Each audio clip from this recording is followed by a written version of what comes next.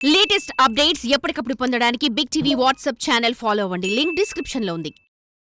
సుదీర్ఘ రాజకీయ అనుభవం ఆయన సొంత పార్టీలో తిరుగులేని నేతగా ఎదిగిన ఆయన అనుభవించని పదవులు లేవు.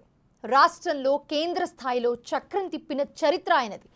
4 దశాబ్దాల పొలిటికల్ కెరీర్లో ఒక అవినీతి మరక కూడా అంటని లీడర్ ఆయన. అలాంటి ఆయన గత ఎన్నికల్లో పోటీకి దూరమయ్యారు. తనకి తానుగా ప్రత్యక్ష రాజకీయాల నుంచి తప్పుకున్నారు. ఆ నాయకుడి పేరు ఇప్పుడు మళ్ళీ ప్రత్యేకంగా ఫోకస్ అవుతోంది. ఒక ప్రత్యేక పదవి రేసులో వినిపిస్తోంది. ఇందుకీ ఎవరా పెద్ద ఆయనకు దక్కనున్న పదవి ఏంటి?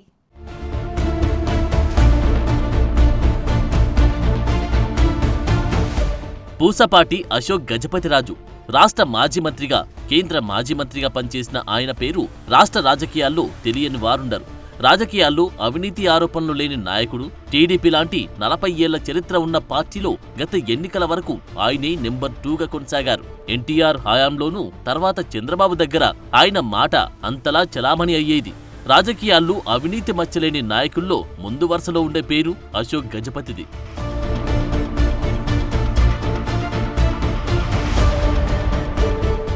ప్రజల సొమ్మును ప్రజల కోసమే ఖర్చు చేయాలనేది ఆయన ప్రాథమిక సూత్రం. మొన్నటి ఎన్నికల నుండి ప్రత్యక్ష రాజకీయాలకు దూరంగా ఉన్నప్పటికీ అశోక్ గజపతిరాజు గురించి చర్చ జరగని రోజు లేదంటే అతిశయోక్తి కాదు. రాజుగారికి రాజ్యసభ ఇస్తారంట కదా, రాజుగారిని రాజ్యసభకి పంపించి కేంద్ర మంత్రిని చేస్తారంట కదా అనే చర్చ జరుగుతూనే ఉంది. రాజ్యసభ కేంద్ర మంత్రి చర్చ నుండి ఇప్పుడు మరో చర్చ తెరమీదికి వచ్చింది.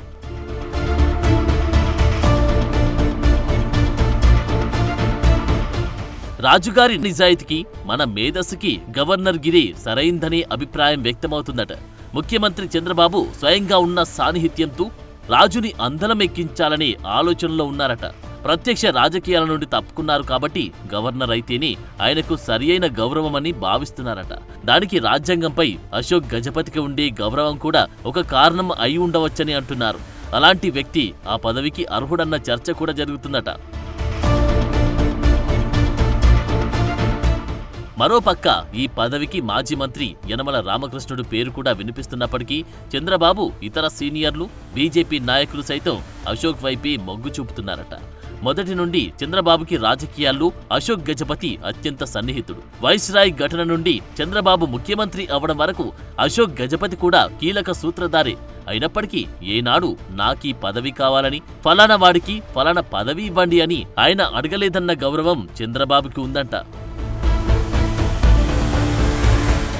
ముచ్చటగా మూడోసారి మోడీ ప్రభుత్వం కేంద్రంలో కొలువుదీరడంలో టీడీపీ కీలక పాత్ర పోషించింది. అందుకు కృతజ్ఞతగా టీడీపీకి ఒక గవర్నర్ పోస్టు కేటాయించాలని యోచిస్తుందట మోడీ సర్కార్. కేంద్ర మంత్రిగా పనిచేసిన అశోక్ గజపతిరాజు అంటే మోడీకి కూడా ఎంతో గౌరవం. అందుకే అశోక్ గజపతి పేరు ప్రతిపాదిస్తే కేంద్ర పెద్దల నుంచి ఎలాంటి అభ్యంతరం ఉండదని చంద్రబాబు భావిస్తున్నారట.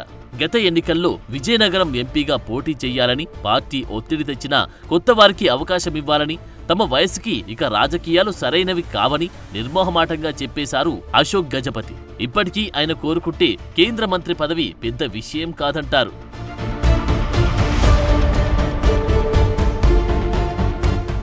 కానీ ఆయన ఏనాడు పదవుల కోసం వెంపర్లాడలేదు. పార్టీ లైన్ కూడా దాటలేదు. పార్టీ నిర్ణయం ఆయనకి శిరోధార్యం. ఆయన కుమార్తె అతిథి ఎమ్మెల్యే అయినప్పటికీ ఆమె వ్యవహారంలో ఇప్పటికీ తలదూర్చలేదు. అడిగితే సలహాలు ఇవ్వడం మాత్రమే ఆయనకు తెలుసు.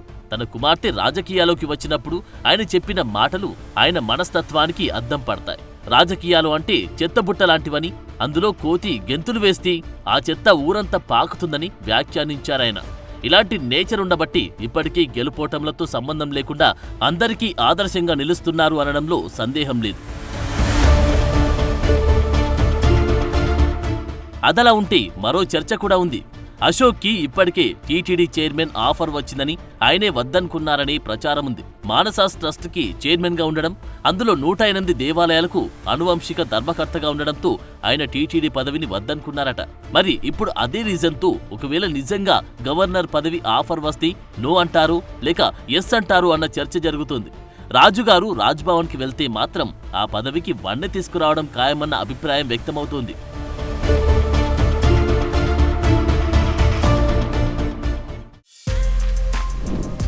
For more videos like this, subscribe Big TV channel.